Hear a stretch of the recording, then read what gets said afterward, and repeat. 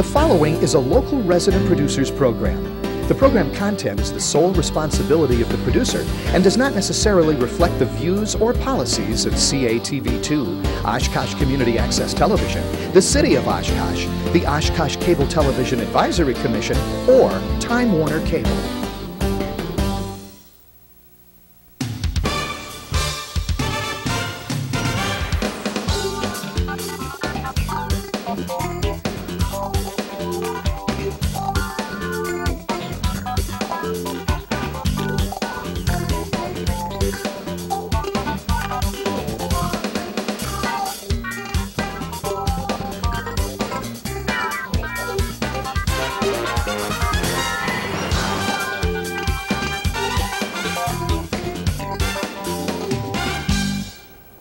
Hi everyone, and welcome to another edition of Eye on Oshkosh. I'm Cheryl Hentz, along with former Oshkosh Mayor and City Councilwoman Melanie Bloechl.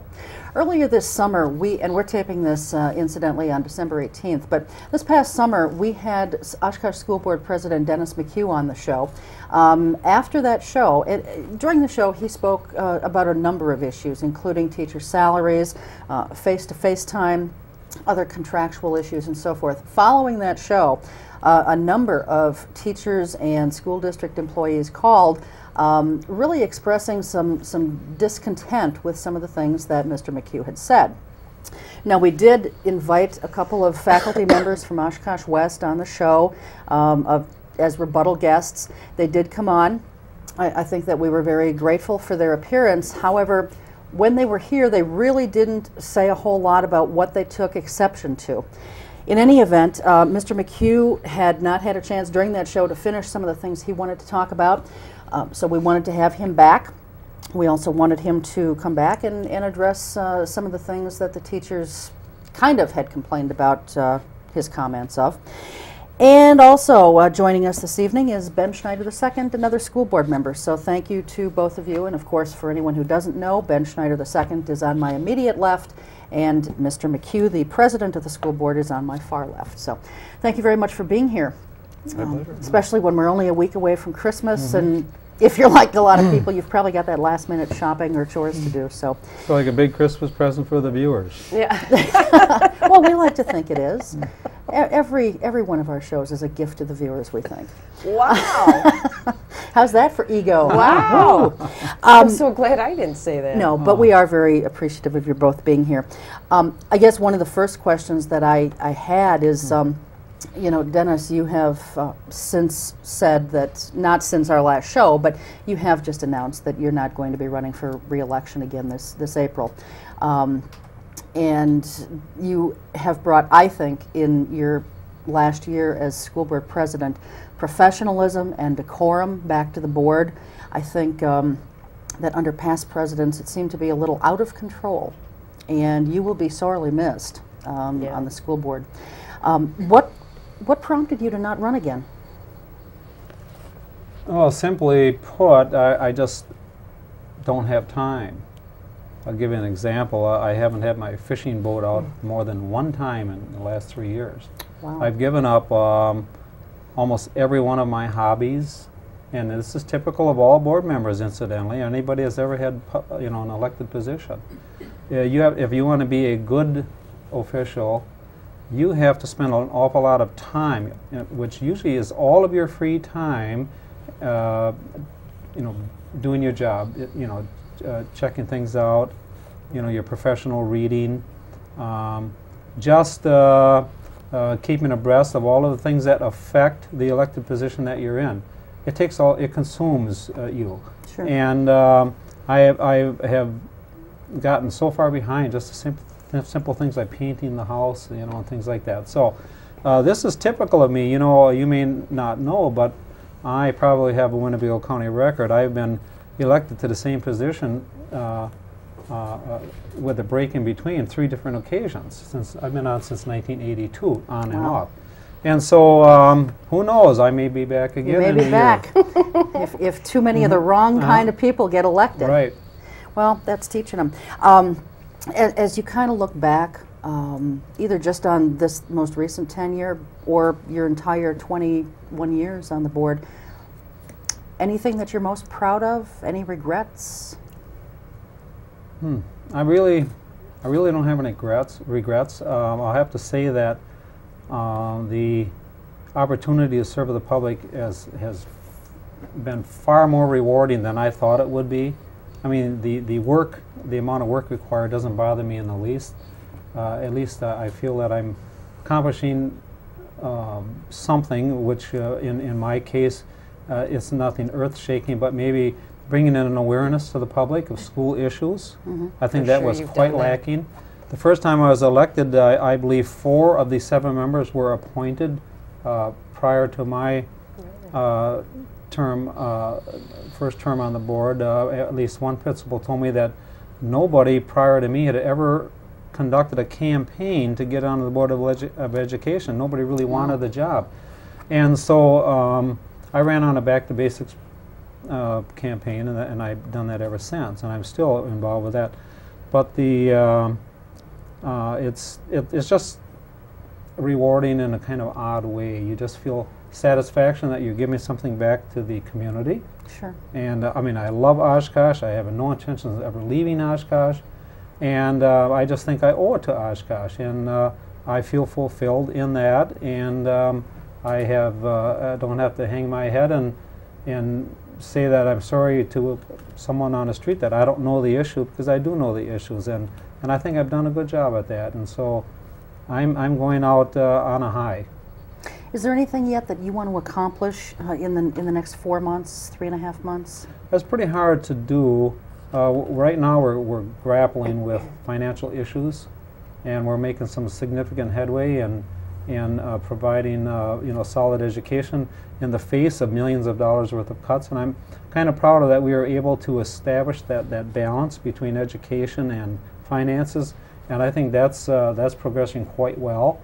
And I think the present board is pretty tuned into the need to be more responsible, provide more scrutiny over all of the expenditures we make to maximize the benefit to the students. And so I can be very proud of that. I think what we've done in the last 3 or 4 years with our school district in the face of cutting millions and millions of dollars.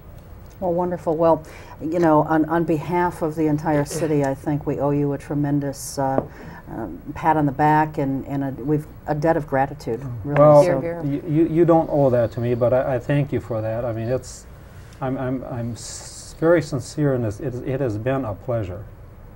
Well, it's been a pleasure for us to have you serve. You had mentioned that when you were first running, nobody wanted the job, and now it seems we've got an election that's 4 months away as we tape this. There are a number of people who want the job, 5 people so far that we're aware of who want 2 seats, yours and Teresa Thiel's seat, and she's one of the people who's seeking re-election.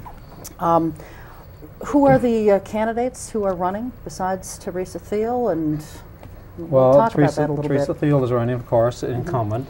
Karen Bowen, former board member, former board president, is running again.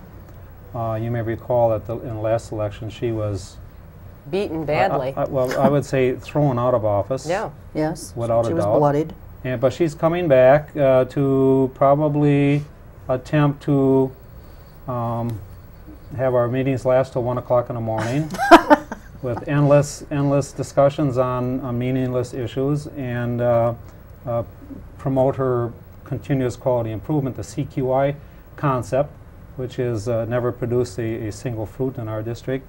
And so she's going to try. We have Bob Bowman. Bob Bowman, at one time, he's a businessman in the area. He ran unsuccessfully at one time, and Ted Samer, who also ran unsuccessfully at another time. Now, Ted Samer is a retired administrator from our district, and so that is something for the voters to think about, is the potential ties to, the school district employees. Sure, and of course Teresa Thiel's husband is a teacher, is he not? And Mrs. Thiel, of course, just about every meeting she has to excuse herself for a period of time because we're discussing things that involve her husband, who is a teacher, and she's quite well known now for the last 3 years of being one of the promoters of big spending in our district at a time when we're trying to cut, you know, and so I hope that the next few months will bring out some of the concerns that a lot of taxpayers has, which is, you know, who are the big spenders, who's doing the best for education versus the best for special interest groups such as you know, athletics or special education or whatever it may be, and I hope that the interviews and the forums will point out just who will best serve the district in these times of financial distress. Sure. Oh, excuse Who's me, the fifth one? Yeah, last but not least, Ann Rumbuck. Oh, I'm sorry. Yeah, I'm sorry. Who? Ann Rumbuck. Yeah, she currently actually she resurrected the elementary school, our district-wide elementary school PTO. Very active, very involved parent, and I think she's a very strong candidate. And you know, as Dennis mentioned, we have candidates that are, well, there's an incumbent running for re-election that has a conflict of interest. In fact, when we voted on the calendar issue, I recall us going into closed-door session to discuss how the calendar issue you know, reacts or is involved with the teachers union. So she had to excuse herself from the executive session on why we were going to vote for that issue.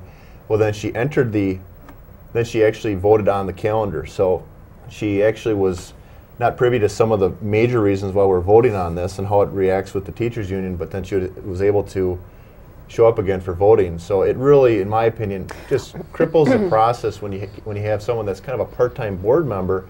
And you may see that with Mr. Samer, who's running.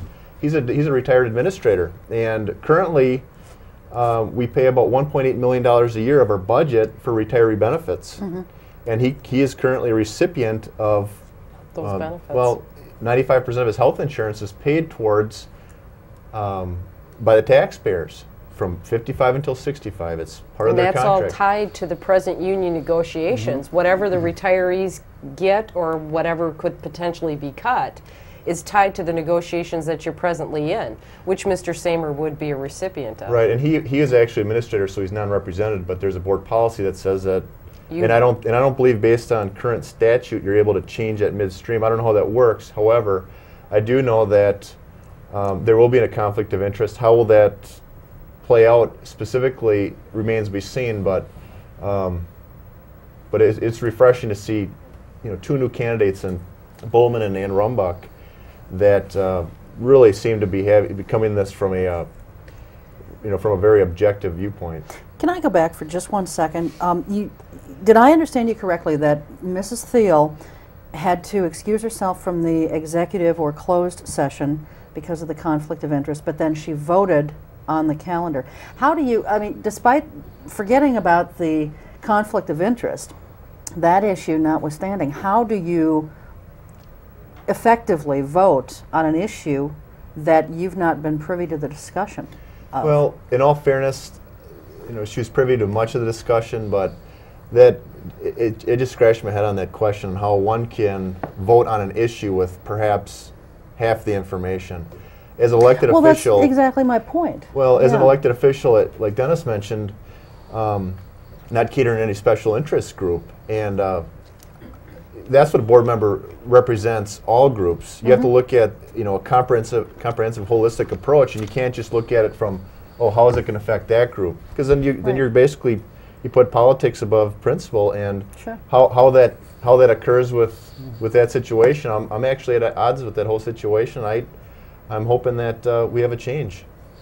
Why would it be impossible to create a policy that, and you hate to do this, but just by virtue of what's been happening of late in politics with the school board, is there no way that there can be a policy or legislative movement that says that if you have these kind of conflicts of interest, you are not allowed to serve on these boards?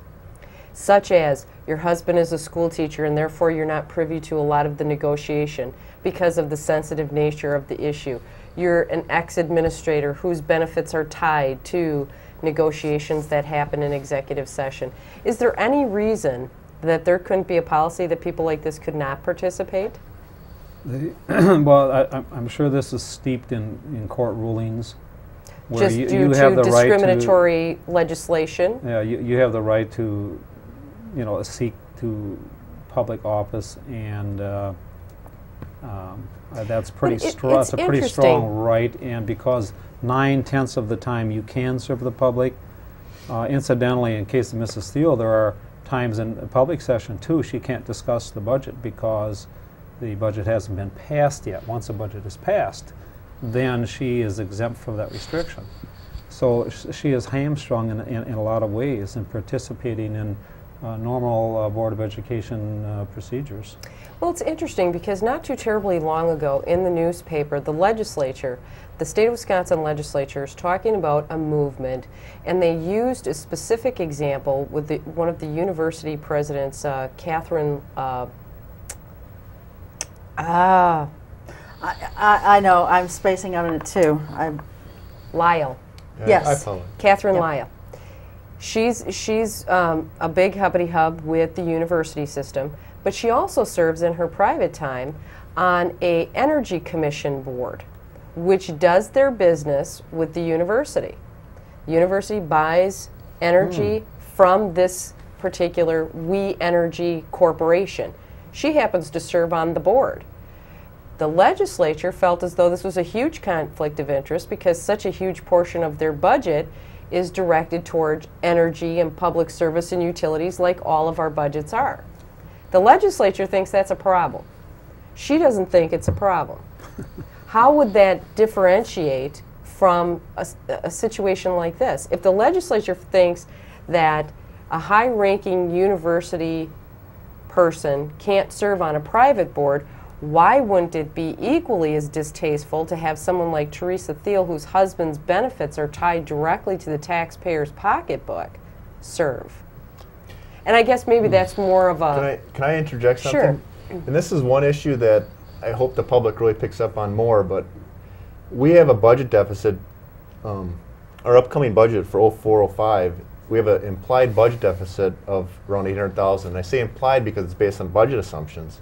And if you change any of those budget assumptions on the revenue side for taxation or the expenditure side, you can actually effectively increase or decrease the budget deficit.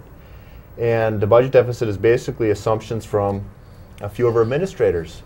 But the interesting thing is, and this ties to faintly to what you were just alluding to, is we're assuming a 4.2% total package pay increase for all our staff. So the question that needs to be asked is, to the taxpayers, one, are you willing to pay more taxes so our staff can get 4.2% across the board increases? And I think we all know that this economy isn't very strong. Parents, are you willing to accept program cuts, classroom instructional time cuts, K2, 3-5 restructuring fees, etc., to pay for those 4.2%? Or as a board, are we going to say we can't afford 4.2%? So how does it tie into the board member that has a conflict of interest? She effectively can swing. She effectively votes on budget cuts to indirectly pay for her husband's salary and benefits. Correct. And that, is my opinion, is a conflict of interest, and in my opinion, she should not be able to participate in that. And I think that we need to level with people on this budget. Right now, it's $800,000. As we take that 4.2% down, current law, QEO law says you have to offer a minimum 3.8%, but that's just for teachers. We have 5 representative groups. What about the other 4? And certainly it's unfortunate, but now we're in a position of, well, this group has to get this, and then the other groups are this, and unfortunately it has the appearance of, well, you're less valuable, which is not the case. It's, we have a finite budget, and there's only so many dollars to go around, and you can't be for everything, because if you're for everything, you dilute the budget, and you're not able to fund fully, the core initiatives. One of the things, Ben, we talk about 4.2% or 3.8%. We can skew these numbers all over the place, but let's just use the 4.2% for sake of argument. And you say across the board. When you say across the board and you use a package of 4.2%, are you strictly talking cash dollars, money to them, or does the 4.2 include benefits? That's total package. That's a total package. Let's break that down a little bit better even. 4.2% equates to what in dollars, and what percentage of that equates to benefits? Because let's be honest, guys, in the budgets right now, benefit packages are probably one of the most expensive things that we're providing for the employees in these districts right now. Dental, health, especially Cadillac coverage that your teachers are getting. They are getting Cadillac coverage. Well, nobody gets what WEA gets. Well, if I could just clarify, just take about 30 seconds, because I had a conversation with someone that was kind of challenging me on some of my issues, and they said, well, boy, you're anti-teacher. And I happen to be married to a teacher in another district, so I'm not anti-wife, therefore I'm not anti-teacher. But nonetheless, good, Ben. They were saying, well, you're on this salary and benefits kick. And I said, well, do you know what the average teacher makes in Oshkosh? Average teacher. And it's rough. It's actually about $49,000 this year. This is average. Starting is 29, but you can go way above with masters plus 30. And I said, well, do you know what the average benefit package is? And this individual said, well, it's about, I don't know, 4,000 or 5,000. I said, no, it's about 20,000. Average teacher with benefits earns just south of $70,000. And like I said, you start out at 29 and then you go up. But your benefit package at an early right from the get-go is actually can be very similar to a senior, because it's a family coverage plan for someone that's just starting out is the same for someone that's a senior, more senior. But that's a big cost, and I think people need to know that's a large part. And really the devil's in the details on that, because that total package of around 70,000 doesn't include all benefits, doesn't include your 90 sick days, doesn't include your unallocated or deferred comp, which I would call cash retirement bonuses. We've paid out $1.8 million in the last 5 years in cash retirement bonuses, which basically teachers get $600 per year of service. Administrators actually get more. A few years back, an administrator retired, he got a cash bonus of around $42,000. And that's just for the privilege of working for the Oshkosh Public School System. Right. That's not, gee, I accumulated 300 sick days over 20 years and you owe me that money because I never used them. This is just, I worked 20 years at the same job, got really good pay and really good benefits, and for the privilege of being employed for 20 years, I got $42,000 at the end of it. Right, and that was more the exception. But we'd be better off buying the gold watch, wouldn't we, guys? Well, and I just want to cap off my comments because I don't want to be viewed as anti-anything. I'm anti-splurging money we don't have. I don't know how you guys feel. I mean, I think you feel much the same way. Well, and here's the thing, and this is why I want. This is a fact. So don't criticize me for speaking facts. These are factual numbers.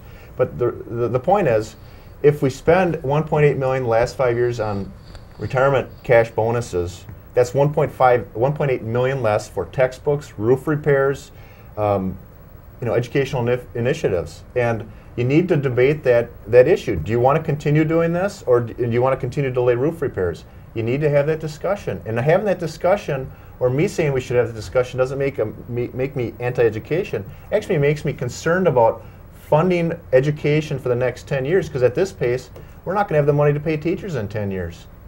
And that's something we have to be mindful of.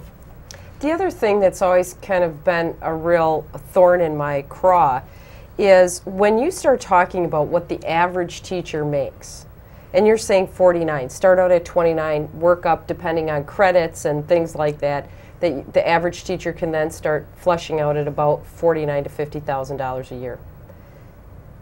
They're not working the number of days and hours that the average working person in the public sector. If we go out and I work for XYZ company, I don't get all summer off, I don't get spring vacation, I don't get Christmas vacation, I don't get teachers' conferences, I don't get all of those kinds of things.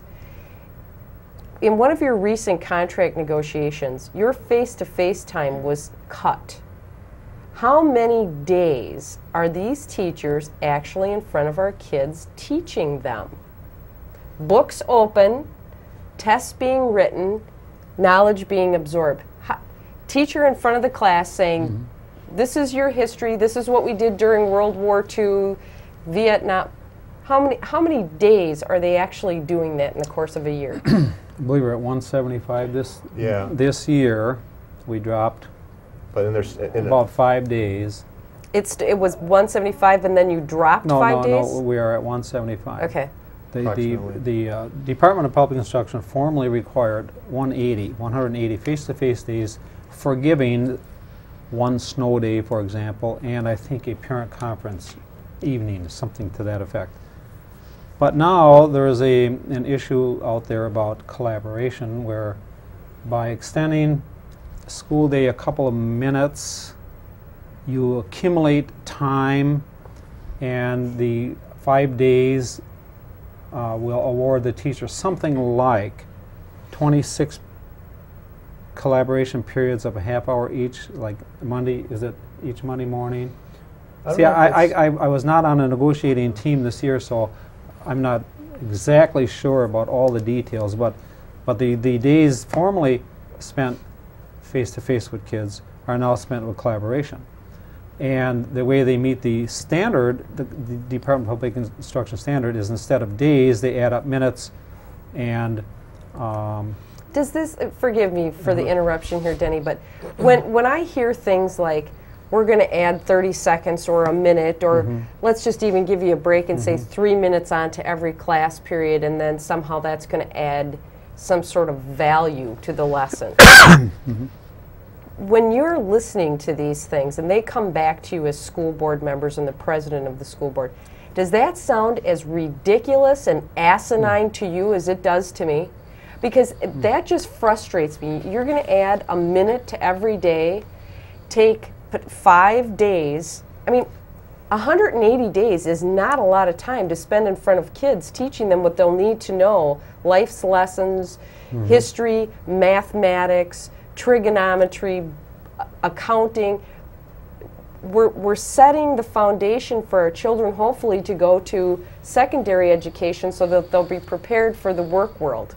Well, how do we do that in 175 days? Well, actually, the difficulty is, and I don't know if people appreciate how strong, how little power the school board and the parents have.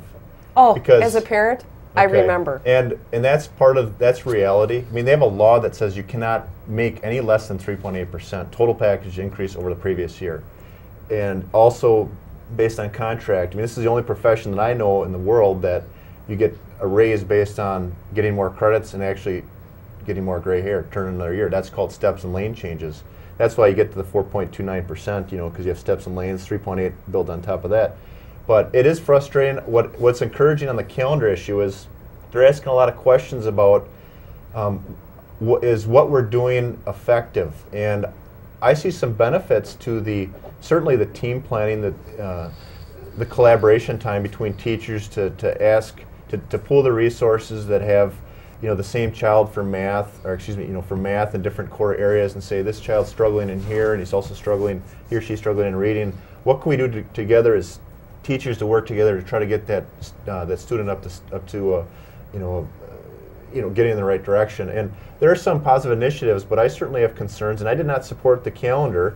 I believe Dennis didn't support the calendar because initially they wanted to cut 28 hours of instructional time over last year, and I believe because DPI said it was an illegal calendar, or actually DPI did not grant the waiver, therefore the end result was we cut 24 and a half hours of instructional time over the previous year. And we asked the question, well, what are we going to accomplish with that new calendar change? Show me the research to back it. You know, we're a standards-based district and we're a research-based district. Show me the documentation that's going to work. And you know, I didn't support it. Next year, my understanding is we're going to add much of those hours back. I don't know if that's been defined. We're not on that team. 2 other board members are, and you know, we just hope that whatever we do, it has some educational. So next year, once we've cut 24 and a half hours out of this year from last year, next year when the calendar comes up again, and Ben, hopefully you'll still be there. Unfortunately, Denny, you will not be, and that saddens me a great deal, because I know that you both are gentlemen that, both being parents,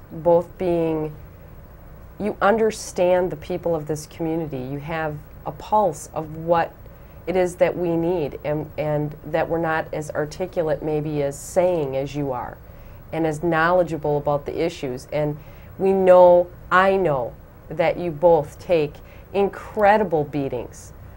But as you also know, the great majority of us who support what you do and the strength that you do it with quietly sit back and let you take the beatings on our behalf. That if we knew a little bit better, we'd be in there with you. But to go back, next year when that calendar comes out and we have the 24.5 hours that we lost, you will be looking for data that says that they did something constructive with those 24.5 hours.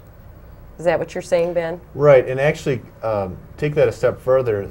We're going to build on basically the restructuring of the calendar this year, and it's my hope that whatever we do, basically if we're shifting, essentially what they did this year is they shifted that 24 hours of instructional time, they reinvested that in staff development. And the theory is a better trained teacher will in turn be more effective and more... Didn't they go to college to be a better trained teacher? Well, you know what that sounds like to me? Blah, blah, blah, blah, blah, blah, blah, blah. I'm trying to present both sides, and that is that side, and I just happen not to agree with that. And I certainly hope, since it passed, that we are going to get a bang for that. Forgive me, but better trained teachers, when we hire these teachers, are we not interviewing them to find out, you know, are they proficient at their trade? Do we know that we're getting the best teacher? Are we not doing those things? Well, we have a very in-depth interview process, and I'm sure whomever we hire, you know, we are confident it's the best candidate. And we have thousands of applications on file. Lots of people, in spite of what you may hear, lots of people, thousands of people want to work in the city of Oshkosh. Oh, I believe that. And most of them, many of them can't even get an interview. I'll tell you right out. And I get calls from potential employees saying, God, how do I get an interview? I can't even get an interview. Or if I had one, they don't get back to me, that kind of thing. So we do, and I think we have a fine, highly qualified staff. We really do. But if we find a teacher is not proficient, what do we do? Now that they're part of the union, let's say we find a burnout teacher. Okay. Let's say we find one that has a really high failure rate. What happens? I mean, what if you find out that we have a really crappy teacher in the mix somewhere? I mean, let's face it, in every profession, there are people who are well suited to it, there are people who are not well suited to it. What do you do in a union situation if you have a bad teacher? Well, I'll take that one, and I certainly am not going to defend the accountability, because I think a lot of the accountability needs to be ratcheted up several steps. And but certainly I think, actually I believe our human resource manager does a really good job. I think he's a very talented individual, and ultimately you have a lot of contract language and all this other stuff that really makes it difficult to really, I think, do what should be done, and that is making sure people are being the best that they can be, and are not just taking up space. Because unfortunately we have the vast majority of our staff that are just top notch, and you certainly got some staff that are coasting, and unfortunately those people get paid the same. There's no merit pay discussion. That's something that we wanted to get involved with administrators, and to my knowledge that's kind of, we'll look into it, but we'll see what happens. What happens, they get put on improvement, and ultimately they probably ask, if they're really bad, is you probably want to resign, because if you red flag your file, then you can't teach anywhere else in the state, to my knowledge. So that's a concern of mine. But as you probably know, Dennis and I are in the minority, and when you're in the minority, you need some more votes, and that's why I'm hoping we get a lot of candidates for the elections, and we discuss the issues and let the taxpayers make a well-informed decision. I want to go back for just a moment to that 24.5 hours or whatever. I mean, I think maybe what that's all about, Mel, is additional training, ongoing training, isn't it? I mean, yes, you hire as the best possible people that you can, but as with any position, things change and you have to have ongoing training, and I don't think that there's anything wrong with that. I think that's reasonable. Ben, you had mentioned something called steps and lanes. What is steps and lanes? What is that all about? Do you want to tell it, Dennis? Okay. He can probably tell you the history. He goes back 15 years. But okay, let's say the teachers obtain a 2.5% pay increase. Total package of 3.8 or 4.29, whatever it is. But of that, 2.5% is salary increase alone. For the first 14 years, when you come back in the fall, you get an additional approximately 4% increase. So now you're up to 6.5%. Then, if you completed 10 credits of postgraduate studies, which incidentally we pay the credit fee for, or largely do, they get an additional 4%. So you can get not a double whammy, but a triple whammy. Your salary increase, your step increase for the first 14 years, and then a couple of other years too, later on. And then an additional 4% if you complete for every 10 credits. So that's how, when you start out at 20, it's just a hair over $30,000 now, starting bachelor's plus 0 credits. On the other end, at master's plus 30 credits, you're up around $64,000. It's approximately double. That's the way it always goes. And so the steps are just, you can call them seniority steps, longevity steps. There's a lot of terms that apply to that. But it's an additional increase just for coming back in the fall. And so that's skyrockets. You never hear, or I shouldn't say never, almost never hear teachers talk about anything but the starting wage of how can a teacher survive on $26,000 a year. Well, there's a great majority of this population who survive on less. How many people can skyrocket to $45,000 in just a relatively few years? Exactly. That's the issue. And then, of course, if you tack on the benefits, approximately probably 40% for that, it's a pretty good deal. And so we have very, very few people that leave our school district for money or benefits. In fact, if I could, we have many of our administrators that come from several states over. We've had an administrator, in fact, we had a middle school principalship that opened up 2 or 3 years ago.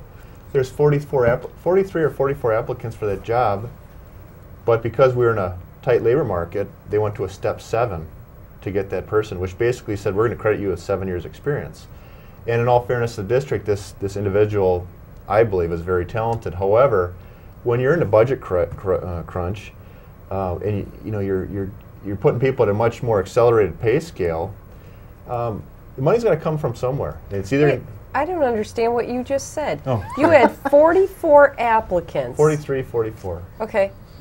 But then the administration said it was a tight labor market and they bumped the pay scale up? I was being sarcastic because I've had some public discussions with certain district personnel regarding my displeasure for certain increases, and I've heard numerous times, I haven't heard it last year, about how we're in a tight labor market. And in fact, I remember one time, I think unemployment hit a 10-year high the day that comment was made, and I think publicly I said, well, with all due respect, we're at a 9-year unemployment high. So, unfortunately, they look at public education, which always looks at comparables, and it's kind of like it's really an unfortunate situation because all districts compare to each other, when in fact you should look at the economy, the overall economic environment, private, public sector, because as you mentioned, many people don't earn that kind of money. And it's not a question of you're not worth that, because that's a very important profession, very important job. But at what point do you say, what can we afford as a community? At what point do parents at Green Meadow School that are constantly looking to have their school closed to save money, at what point do they say, I'm not gonna accept this anymore, so you can close my school to save money so I can pay your 4.2%? And people need to ask those questions, and I Just to clarify what you were saying, we had 43 or 44 applicants for a singular position. Somebody didn't feel as though that was enough applications to get a qualified candidate, and so we bumped the pay, we moved that up yet another pay scale, so now whoever was actually going to qualify for this job was actually getting paid more. Actually, I should probably be very specific. My understanding was that individual, after they were a finalist, in my opinion, I believe this is what happened. I'm trying to throw these disclaimers, but my understanding was at the end result, they used some negotiating issues, and then the district said, well, we'll go up to a step 7. And to my knowledge, this is all public record, so under the open records law. But it's a frustrating issue because I hear district personnel say to me that come from a couple states over, well, gosh, you know, we're not moving on salary. Well, that's because you're voluntarily taking all your increases on benefits. It's your choice. But and I just don't think it's a very valid argument for someone that comes across 2 state lines to say we're not making very much money because you just came here a couple of years ago. What's changed? What don't you understand, you know? when you folks post a position for an administrator or something, is the salary or a salary range posted with that job? Certainly. So the applicants, 43, 44, 144, however many there were, they all knew what the salary range was. And yet, because there were so many, do I understand this right then, that the district then bumped it up to a step 7, which commanded a higher salary than what was posted in the ad? I mean, do I have that right, or have I misunderstood that? I don't know the details specifically if that salary, if the high portion of the salary range was consistent with the step 7. I don't know that, but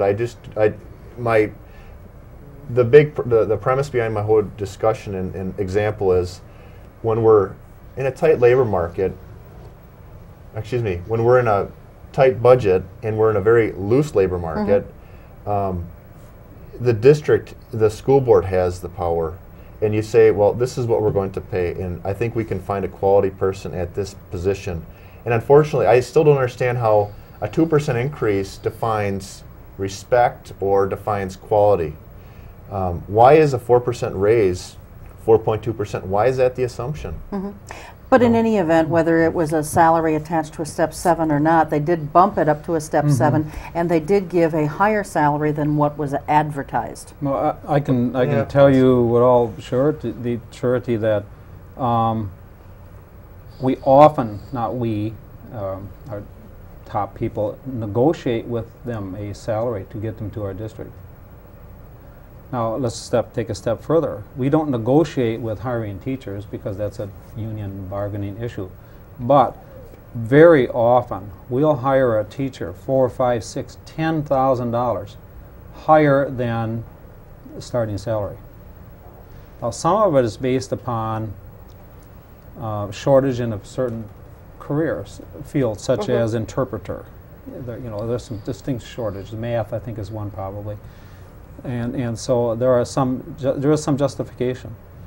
But when you have as many people in file as we do, I think Mr. Schneider is correct. I think the board, and that's one of the reasons you may see me, I almost always vote against personnel resolutions because we are starting people far higher on the pay scale than I think they should.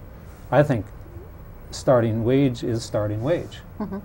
Okay, given the fact that in our school district, out of 426 districts in Wisconsin, I can pretty much challenge any school district to beat our benefits overall. For example, the teachers up to a $20,000 cash bonus upon retiring. I don't know any school district in the state of Wisconsin besides us that gets that. And so when you roll all that into it, sure, we have a lot of applicants. People want to come here. Well, if we're one of the only ones that have that $20,000 bonus cash payout, one of the things that the union does is, like Ben had said, it's all comparables. You compare this city to this city to this city all the way around you in your conference. Isn't that how it goes? Well, if we're one of the only ones who has it, why don't we just eliminate it?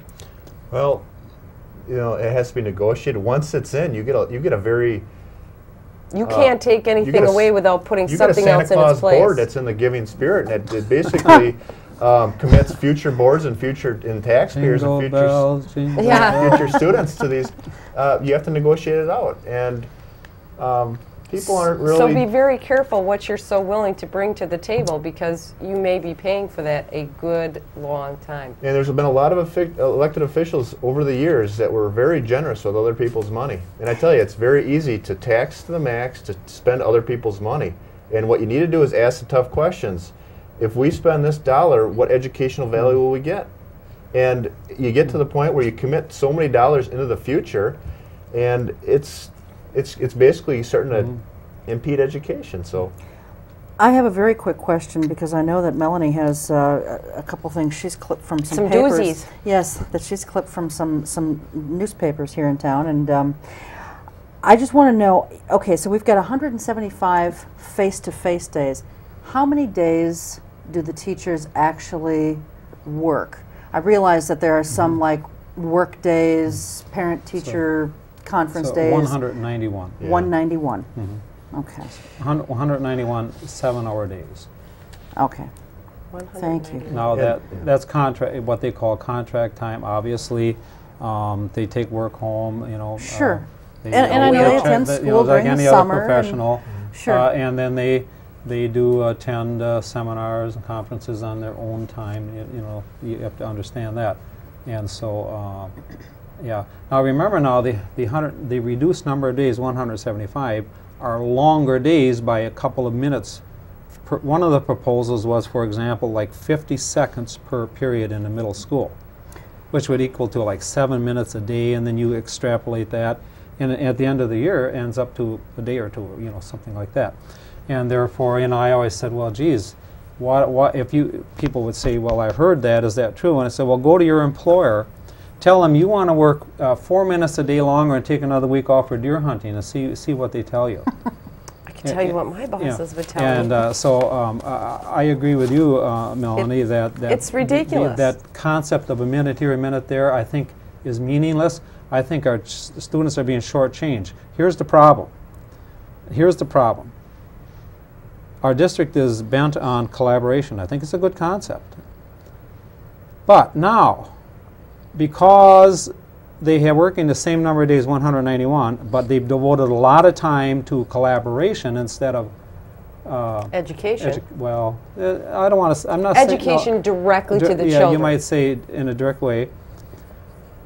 If we want to go back to 180 face-to-face days, we're going to have to buy 5 days back. In other words, or cut out the collaboration. We can't have it both ways. So, I think one of the ultimate goals of the teachers' union is to buy back their time with the students, because they told us on the onset this is a 1-year calendar only, the 175 days. So now, if they want to go back to the 180 days, You will pay. we will pay. We will buy back 5 days, which is a several $1 million proposition, I'm sure. And So- this is why I Yeah. get heartburn. Yeah. Yeah. And this is why I'm perceived as being anti-teacher, because that is highway robbery. You're only working 191 days out of the year anyway. Face-to-face days was 175, and now you have the nerve to come back to the taxpayers and say, hey, you know what, if we're going to go back to that 180 pesky days that the DPI says we're supposed to do, you're going to have to pass some more.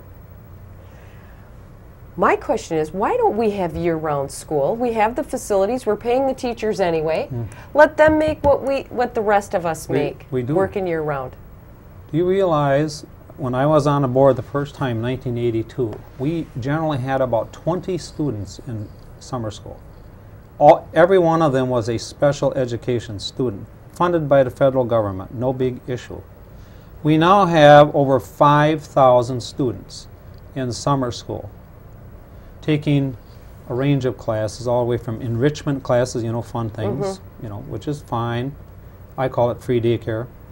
Or more likely now, high school students will take courses for graduation credits, so they can either graduate early or screw off during the year, take two study halls a day, whatever it is, so they can support their job, and then go to summer school, take a summer school course and get their credits during summer school. So we're paying several times here when you think about it. Plus, a lot of it is remedial. We teach them during the year, and then they go and they take the subject again in the summer school. We're paying again and again for some students to teach them. What happens with the teachers who teach in summer school? Are they paid additional wages? Thank you. That was going to be my question. They get their, some of them are making $44 an hour. In fact, I remember a year or two ago, and it was kind of a contentious meeting exchange between myself and another board member, but I had a real issue, and I did not vote yes on this issue because one of the courses, which was puppetry, I believe the individual was... Puppetry. Yeah, the individual was making $43 an hour to teach puppetry, and I just had a real issue because of that. And then also the overriding concern is if there's a child in need of remedial reading, we need to really reach these children during the summer so they can hit the ground running in the fall. And my overriding concern is, are these puppetry courses preventing us from, teaching children how to, be proficient by reading? I feel like I'm in the Twilight Zone. Puppetry? We now have weightlifting for middle and high school students in summer school. That you get credit for?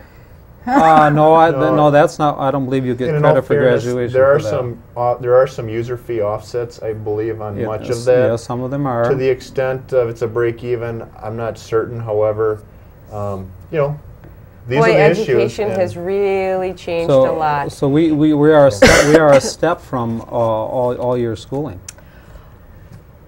Well, if you consider puppetry education... well, you just never know what you might go into, the arts or something. But I have one here for you, because this is about as ridiculous as what you were just talking about with puppetry. In the Northwestern, and I apologize, I did not write the date down that this appeared, but it was several weeks ago.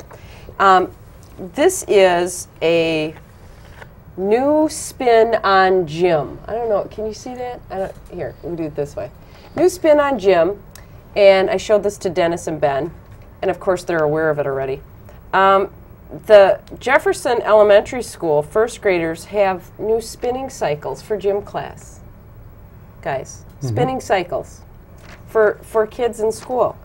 When I was in school, you know what we did? We put our Kmart tennis shoes on and we did jumping jacks, and we actually ran. We actually moved, ran, did jumping jacks, push-ups. We didn't have spinning cycles, and I wasn't a fat kid. Let's see, what else does this grant? It says that we should feel better about all of this because the district purchased this with a $485,000 federal grant awarded to the physical education. And we were able to buy spinning cycles, roller skates, pedometers, snowshoes, rowing machines, and other fitness equipment. And they think that this is going to be a really great thing because we have a bunch of fat kids, and now we can incorporate biking and less stressful activities with skates and rowing machines. Well, I want to know where the snowshoes are being used. Is it the district's intent to do away with busing and have the kids walking with these snowshoes, or? This is just. I mean, where will these kids use these snowshoes? I guess I don't get it. I'm not sure either. I can tell you that I attended a meeting at Lakeside School a couple of weeks ago, and I noticed in their gymnasium an entire row of these, what did they call these? They're spin cycles. And I thought to myself... I thought that was only on my washing machine, but I guess not. I thought to myself, I raised 4 children. Did you ever have one of these in your house? No. But I thought that of all people who should have a spinning bicycle, it shouldn't be first graders by any stretch. The problem is keeping them down. Yeah. It should be, and I understand what they're trying to do. They're trying to establish a mindset. They're trying to change entire society concept of health with these grants. In my opinion, $485,000 wasted, but Yes. we took it because it was free. And so are a lot of other communities. But it was still my money, But Denny. first graders, my opinion, this should be in middle school or high school. To teach them the benefits of. What's wrong with? I mean, maybe it's maybe society has just gone so soft that in order to get kids off their dead rear ends, you've got to inspire them with new equipment like this. But my dad would have handed me a rake, or a shovel, or a broom. In my day, you couldn't get fat because you were too busy doing chores and helping. You know, you did chores around the house, and you worked outside, and you shoveled, and you pulled weeds, and but now we have to entertain children and give them physical education with spinning cycles and this is just and there must be cheaper bicycles that the district could have gotten. Well, you know what you could do if you were really a frugal district? You could go down to the police station with all the abandoned bikes, whack off the wheels, and weld the stationary things on and let them go like crazy. There you go. Now, this is just asinine. But you're missing the point. It's all free money. It's not free money. No, that's but my money. But if we don't take it, you see someone else will. But they shouldn't even offer these programs. programs. I agree with the federal government. I agree the federal government should not offer such a lavish program such as this $485,000. How ridiculous! But still, the point is this: I don't believe we are going to change one first grader's mind on the issue of a lifelong health pattern. No, because the kids, Denny, go home and sit in front of the TV with video games. Yeah, you address it at the source. You work. It's a parental. You instill many of those values from the home, but unfortunately, much of our populations don't receive that at home. But the overriding question is, could we have made better use of that grant money than buying spin cycles? That's certainly for education. Yeah, that's certainly. Well, that money had to be specifically for physical education, exercise, etc. Get them some shovels, get them some hose, let them start, refurbishing the environment around the schools. And to get around the school, they can put on those snowshoes. Yeah. We don't have time for this one, do we? No, I'm sorry, we don't. We're down to about a minute. Any kinds of closing thoughts from either of you? Well, I just like to thank Dennis for his 15 years. When I first heard that, it took me by surprise in the school board, and I was shocked, and I remember walking out, and I was like, gosh, and I had real selfish thoughts, like, oh, Dennis, stick it out, and I thought about it. That wasn't even a fair comment because he served us so well for 15 years, and it was actually selfish. And I called him and I said I apologize because he did. He's given 15 great years, and I thank you. And it's been a pleasure to serve. Well, thank you very much. And we thank you as well. That. We love you dearly. And thank you folks very much for joining us as well. Unfortunately, we are out of time. You take good care. Have happy holidays if you happen to see this before the Christmas break here. And we'll see you next time. Thank you again, and keep your eye on us. We've got our eye on Oshkosh. Merry Christmas.